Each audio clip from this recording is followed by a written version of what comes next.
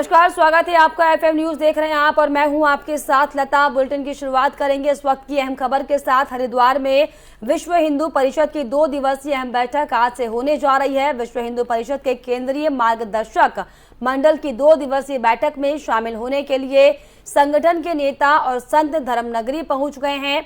इस बैठक में कई अहम मसलों पर चर्चा की जाएगी और फिर प्रस्ताव पारित किए जाएंगे। जानकारी के मुताबिक इस बैठक में मथुरा, काशी और समान नागरिक संहिता और जनसंख्या कानून पर देशव्यापी आंदोलन की रूपरेखा बनेगी।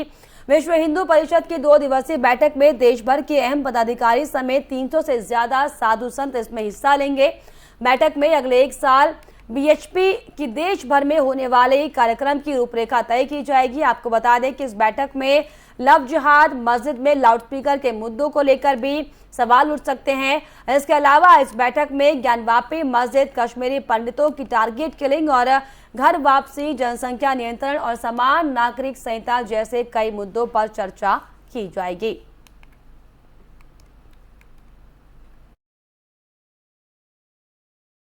में खास बैठक होने वाली जिसमें 300 से ज्यादा संत इसमें शामिल होंगे। विश्व हिंदू परिषद की आज ये खास बैठक हरिद्वार में होने वाली है, जिसमें आपको बताएं कि आगे की रूपरेखा को तय किया जाएगा, किस तरीके से अब आगे काम किया जाए, किस तरीके से आगे अलग अलग मुद्दों को लेकर उसे इम्प्लीमेंट किया जाए। तो हरिद्वार में विश्व हिंदू परिषद की 2 दिवसीय अहम बैठक आज से होने जा रही है। विश्व हिंदू परिषद के केंद्रीय मार्गदर्शक मंडल की 2 दिवसीय बैठक में शामिल होने के लिए संगठन के नेता और संत धर्मनगरी पहुंच गए हैं। इस बैठक में कई अहम मसलों पर चर्चा की जाएगी और फिर प्रस्ताव को भी पारित किया जाएगा। जानकारी के मुताबिक इस बैठक में मथुरा, काशी और समान नागरिक संहिता और जनसंख्या कानून पर देशव्यापी आंदोलन की रूपरेखा बनेगी। विश्व हिंदू परिषद की 2 दिवसीय बैठक में देश भर के अहम पदाधिकारी समेत 300 से ज्यादा साधु संत इसमें हिस्सा लेंगे। बैठक में अगले 1 साल बीएचपी की देश भर में होने वाली कार्यक्रम की रूपरेखा तय की जाएगी। आपको बता दें कि इस बैठक में लव जिहाद, मस्जिद में लाउडस्पीकर के मुद्दे को लेकर बातचीत होगी। इसके अलावा इस बैठक में ज्ञानवापी मस्जिद, कश्मीरी पंडितों की टारगेट किलिंग और घर वापसी, जनसंख्या नियंत्रण और समान नागरिक संहिता जैसे कई मुद्दों पर भी चर्चा की जाएगी।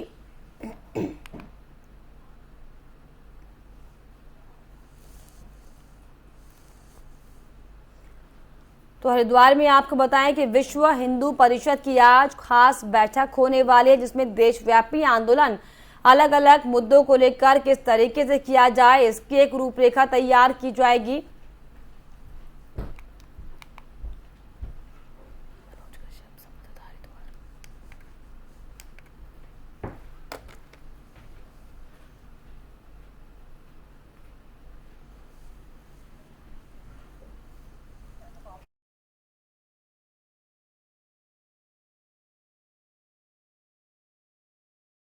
और इस पर खास जानकारी के लिए हरिद्वार से हमारे संवाददाता मनोज कश्यप जुड़ गए। जी मनोज, आज विश्व हिंदू परिषद की खास बैठक हरिद्वार में होने वाली है, क्या क्या अहम मुद्दे होंगे जिन पर चर्चा की जाएगी?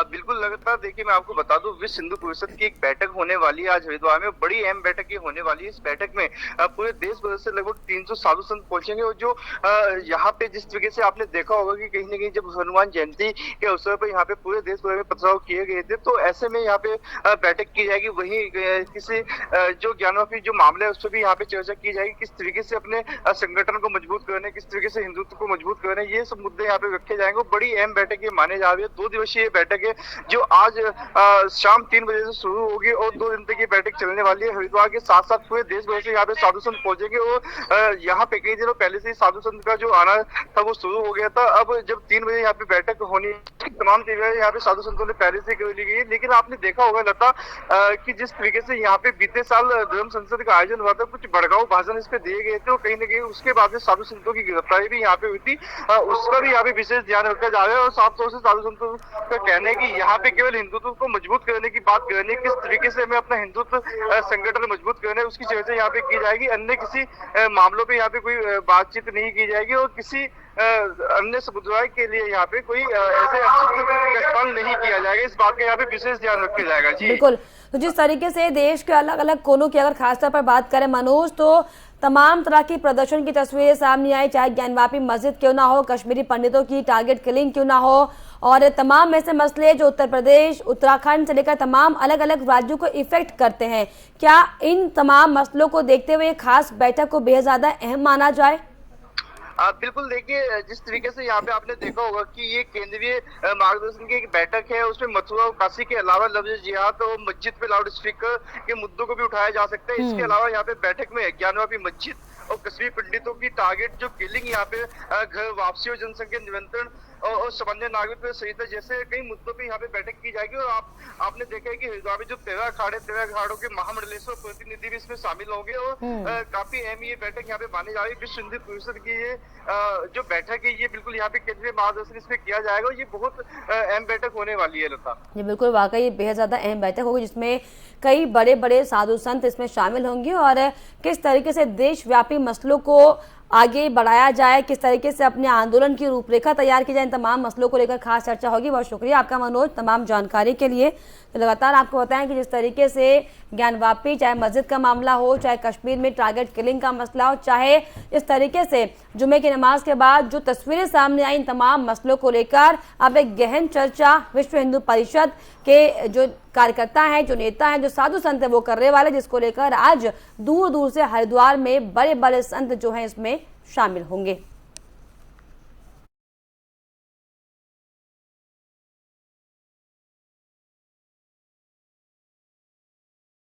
वहीं देश में एक बार फिर से कोरोना वायरस के मामलों में तेजी देखने को मिल रही है। पिछले 24 घंटे में 8,329 नए केस सामने आए, जिसके बाद अब एक्टिव मामलों की संख्या बढ़कर 40,370 हो गई है।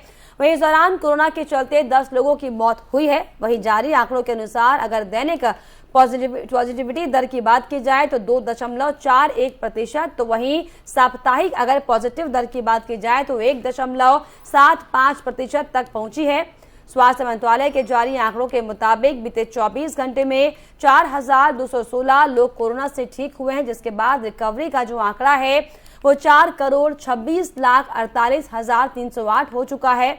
आपको बता दें कि बीते 3 महीनों में देश में कोरोना के मामलों में काफी गिरावट देखी गई थी, लेकिन बुधवार को 93 दिनों के बाद एक दिन में 5,000 से ज्यादा मामले सामने आए और अब यह आंकड़ा आपको बताएं कि 8,000 के पार चला गया है।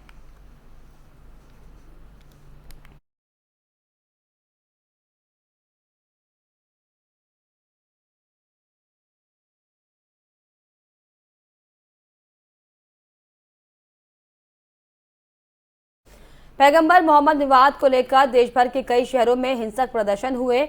अब झारखंड के रांची से इसे लेकर एक बड़ी खबर सामने आई है, जिसमें बताया गया है कि यहां हुए हिंसक प्रदर्शन में 2 लोगों की मौत हो गई है। ये भी कहा गया है कि दोनों प्रदर्शनकारी हैं जिनके गोली लगने से ये मौत हुई है। प्रदर्शन के दौरान दोनों ने पुलिस पर पथराव कर दिया, जिसके बाद पुलिस की जवाबी कार्रवाई में इन 2 प्रदर्शनकारियों की मौत हुई है। बीजेपी की प्रवक्ता रही नुपुर शर्मा के बयान पर आक्रोशित लोगों ने शुक्रवार 10 जून को राजधानी रांची के मेन रोड में हिंसक प्रदर्शन किया है। यहाँ लोगों की भीड़ अचानक जुटने लगी थी और प्रदर्शन हिंसक हो गया। इसके बाद भीड़ को तितर बितर करने के लिए पुलिस को हवाई फायरिंग भी करनी पड़ी। वहीं पुलिस ने जब लाठीचार्ज किया तो भीड़ की ओर से पत्थर चलाए गए। पत्थरबाजी में पुलिस के कई जवानों को चोट भी लगी है। वहीं हवाई फायरिंग के बाद भीड़ पर काबू पाया गया और इसी दौरान 2 लोगों को गोली लगने की बात सामने आई, जिसके बाद उन दोनों की मौत हो चुकी है।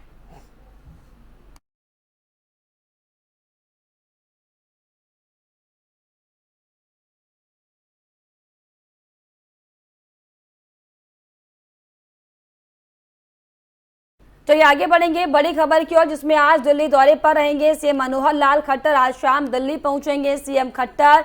सीएम मनोहर लाल केंद्रीय मंत्रियों से मुलाकात कर सकते हैं। तो बड़ी खबर आपको बता रहे हैं, जी हां, आज हरियाणा के मुख्यमंत्री सीएम मनोहर लाल जो खट्टर हैं वो दिल्ली पहुंचने वाले हैं, जहां पर दिल्ली में कई नेताओं से मुलाकात वो करेंगे। शाम को दिल्ली पहुंचेंगे सीएम मनोहर लाल खट्टर। इसके अलावा सीएम मनोहर लाल खट्टर केंद्रीय मंत्रियों से मुलाकात भी कर सकते हैं।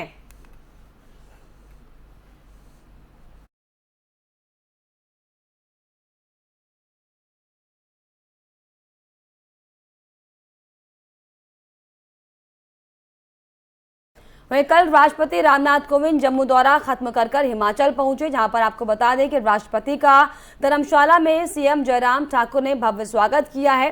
जिसके बाद कोविंद ने राजकीय डिग्री कॉलेज के ऑडिटोरियम में केंद्रीय विश्वविद्यालय के दीक्षांत समारोह में शिरकत की। वह राष्ट्रपति के यूपी दौरे के समय हुई हिंसा को देखते हुए हिमाचल पुलिस प्रशासन ने शहर में नया ट्रैफिक प्लान जारी किया है। इस दौरान चीलगाड़ी मार्ग कल से आज रात तक के किसी भी तरह के निजी वाहन के आवागमन के लिए पूर्णतः बंद रहेगा। सड़क किनारे अगर किसी ने गाड़ी खड़ी की तो पुलिस क्रेन से गाड़ी को उठा ले जाएगी। वहीं एसएसपी खुशहाल शर्मा ने बताया कि कांगड़ा की तरफ से धर्मशाला जाने के लिए वाया शीला दाड़ी रोड पर चरान खट्ट तक वाहनों का आवागमन होगा। क्षेत्र के पास होटल मिडवे के पास पुलिस नाके पर बाहर से आने वाले सभी वाहनों को रोका जाएगा। साथ ही साथ पालमपुर से आने वाली गाड़ियां भी चरान खड्ड पर रुकाई जाएंगी।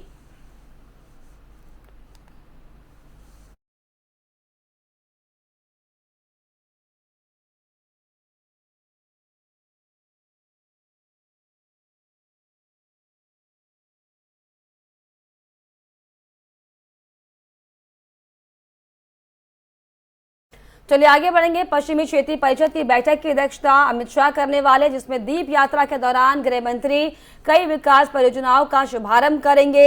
शाह पूर्व आईएनएस खुकरी का भी एक संग्रहालय के रूप में उद्घाटन करने वाले। इसके अलावा अमित शाह पार्टी के पदाधिकारियों और कार्यकर्ताओं के साथ भी मुलाकात करेंगे। तो केंद्रीय गृह मंत्री अमित शाह आज दीव में पश्चिमी क्षेत्रीय परिषद की बैठक में हिस्सा लेंगे। दीव यात्रा के दौरान गृह मंत्री कई विकास परियोजनाओं का शुभारंभ करेंगे। साथ ही साथ वो पूर्व आईएनएस खुकरी का एक संग्रहालय के रूप में उद्घाटन भी करने वाले हैं। आपको बता दें कि आज करीब 11 बजे के बाद का उनका एक कार्यक्रम रखा गया है, जिसमें अमित शाह गुजरात, महाराष्ट्र, गोवा, दादरा और नगर हवेली समेत दमन और दीव की पश्चिमी क्षेत्रीय परिषद की बैठक की अध्यक्षता करेंगे, जो कि दीव में होगी।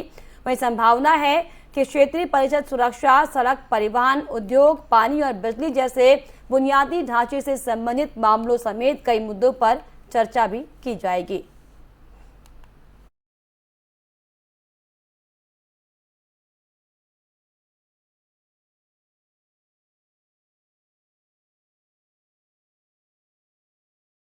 तो वहीं दिल्ली के मुख्यमंत्री अरविंद केजरीवाल का हिमाचल का आज दौरा है। आपको बताएं कि टाउन हॉल में संवाद कार्यक्रम किया जाएगा, जिसके बाद शिक्षा पर संवाद करेंगे अरविंद केजरीवाल। इसके अलावा केजरीवाल के साथ पंजाब सीएम मान भी मौजूद रहेंगे।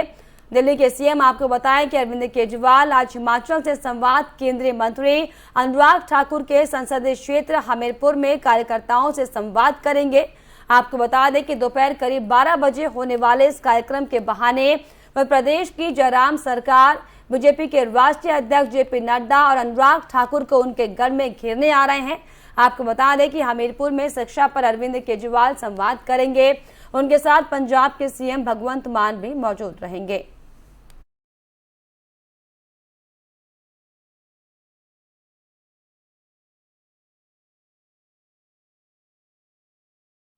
वहीं यूपी के 3 नेताओं को कांग्रेस ने अलग अलग राज्यों से राज्यसभा भेजने का फैसला किया है।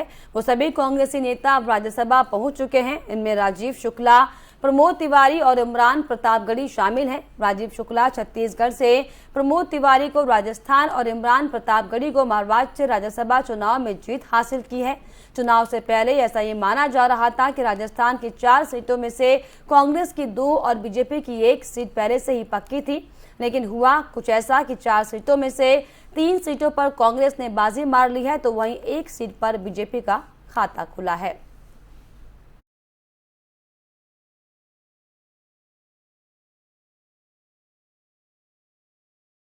चलिए आगे बढ़ेंगे एक और बड़ी खबर की ओर, जहां छत्तीसगढ़ के मुख्यमंत्री भूपेश बघेल जशपुर दौरे पर जाने वाले हैं, जहां पर 3 दिनों में तीनों विधानसभाओं में चौपाल वो लगाएंगे। इसके अलावा 3 दिनों तक लगातार जशपुर में रहेंगे बघेल। साथ ही साथ तीनों विधानसभा जशपुर, पत्थलगांव और कुनकुरी में जगह जगह पर कार्यक्रमों का आयोजन किया गया है, जिसमें सीएम बघेल शामिल होंगे और साथ ही साथ जनचौपाल लगाकर जिले की जनता से भेंट मुलाकात करेंगे और लोगों की समस्याओं को दूर करने का भी आश्वासन आज सीएम बघेल जनता को देने वाले हैं।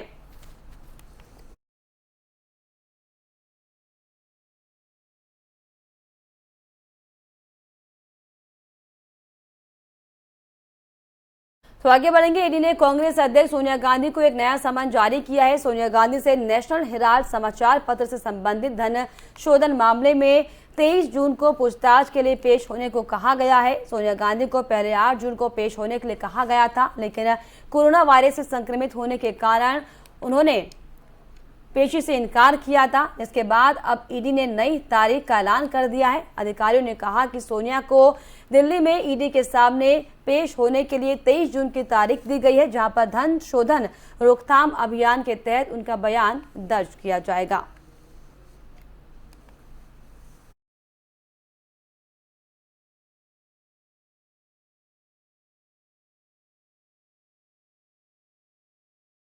वहीं आरजेडी सुप्रीमो लालू प्रसाद यादव को आज 75वां जन्मदिन है। लालू प्रसाद के 75वें जन्मदिन के मौके पर जहां कार्यकर्ताओं में उत्साह है, तो वहीं पार्टी में कई नई शुरुआत भी की जा रही है। आपको बताएं कि आज लालू प्रसाद यादव पटना स्थित पार्टी कार्यालय में बने लोहिया कर्पूरी पुस्तकालय का उद्घाटन करेंगे। साथ ही तेजस्वी के नाम पर वाचनालय का भी निर्माण किया गया है, जिसका उद्घाटन लालू प्रसाद यादव करेंगे। वहीं दूसरी तरफ लालू के बड़े बेटे तेज प्रताप लालू पाठशाला की शुरुआत करने जा रहे हैं। तेज प्रताप यादव ने ट्वीट कर इसकी जानकारी देते हुए कहा है कि पिता लालू जी के 75वें जन्मदिन पर शिक्षा को बढ़ावा देते हुए लालू पाठशाला का शुभारंभ किया जाएगा, ताकि भ्रष्ट सरकार शिक्षा में बाधा न बने।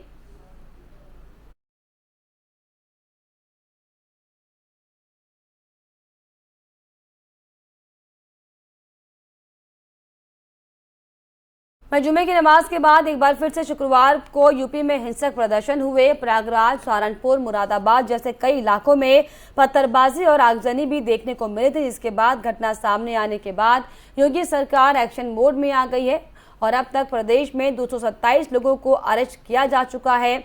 इसी बीच प्रशासन ने कार्रवाई करते हुए सहारनपुर में 48, हाथरस में 50, अंबेडकर नगर में 28, प्रयागराज में 68, मुरादाबाद में 25, फिरोजाबाद में 8 आरोपियों की गिरफ्तारी की है और वहीं फोटो और वीडियो से पहचान कर गिरफ्तारी का दौर लगातार जारी है। उत्तर प्रदेश में हुई हिंसक घटनाओं को लेकर मुख्यमंत्री योगी आदित्यनाथ ने सभी असामाजिक तत्वों के खिलाफ सख्त कार्रवाई के निर्देश भी दिए हैं।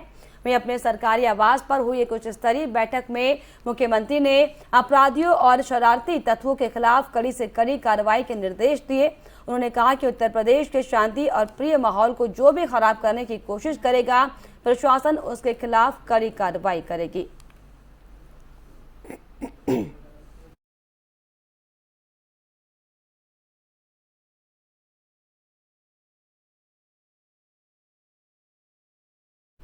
जम्मू कश्मीर के कुलगाम में आतंकियों के साथ सुरक्षा बलों का एनकाउंटर चल रहा है। बताया गया है कि इसमें अब तक एक आतंकी को मार गिराया है। यह आतंकी हिजबुल मुजाहिदीन का बताया जा रहा है। देर रात सुरक्षा बलों ने यह ऑपरेशन शुरू किया था, जिसके बाद छिपे हुए एक आतंकी को ढेर किया गया। फिलहाल अन्य आतंकियों की तलाश की जा रही है। आपको बता दें कि अमरनाथ यात्रा को देखते हुए पूरे जम्मू कश्मीर में सुरक्षा व्यवस्था काफी कड़ी की गई है। इसके लिए कई अतिरिक्त सुरक्षा बलों की कंपनियां भी तैनात की गई हैं। इसी बीच हाल ही में हुई टारगेट किलिंग सुरक्षा बलों के लिए एक बड़ी चुनौती बन चुका है। ऐसे तमाम आतंकियों को ठिकाने लगाने के लिए अब सेना लगातार ऑपरेशन चला रही है।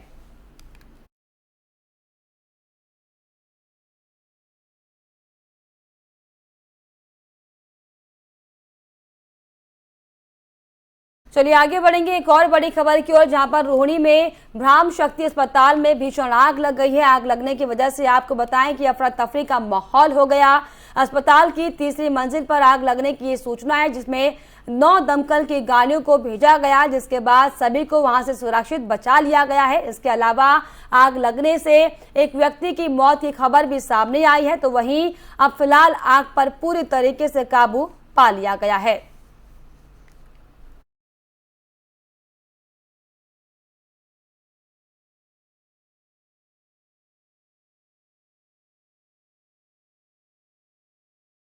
वहीं अप्रैल में देश के औद्योगिक उत्पादन में जोरदार तेजी आई है, जिससे अर्थव्यवस्था में रिकवरी का संकेत माना जा सकता है। अप्रैल में इंडेक्स ऑफ इंडस्ट्रियल प्रोडक्शन 7.1% पर आ गया है और इसके पहले मार्च में आईआईपी 1.9% पर रहा था।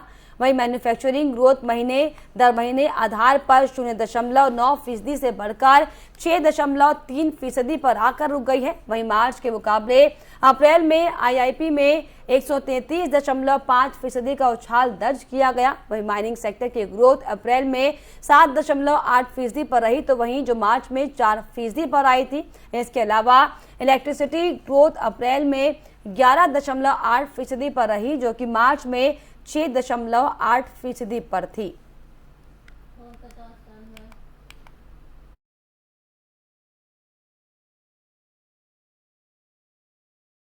तो इसके अलावा आगे बढ़ेंगे, आपको बताएं कि पश्चिम बंगाल के कोलकाता में कल गोलीबारी हुई, जिसमें एक महिला समेत 2 लोगों की मौत हो गई है।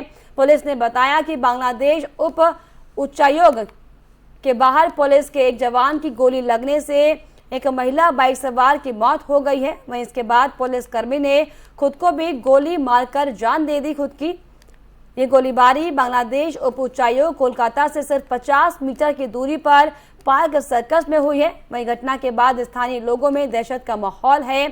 स्थानीय लोगों के अनुसार एक पुलिस अधिकारी ने अपनी बंदूक निकाली और फायरिंग करना शुरू कर दिया, जिसमें गोली एक महिला बाइकर को लगी और बाद में पुलिस वाले ने खुद को गोली मारकर आत्महत्या कर ली है। प्रत्यक्षदर्शियों ने दावा किया कि बांग्लादेश उप उच्चायोग कार्यालय में तैनात पुलिस अधिकारी ने करीब 10-15 राउंड गोलियां चलाई। उन्होंने बताया कि ये पूरा प्रकरण लगभग 5 मिनट तक चला और वहीं पुलिस अधिकारी ने कहा कि पुलिसकर्मी ने शुक्रवार दोपहर को कोलकाता के व्यस्त पार्क सर्कस इलाके में बांग्लादेश उप उच्चायोग के बाहर कथित तौर पर कई राउंड फायरिंग की, जिसमें एक महिला की मौत हो गई।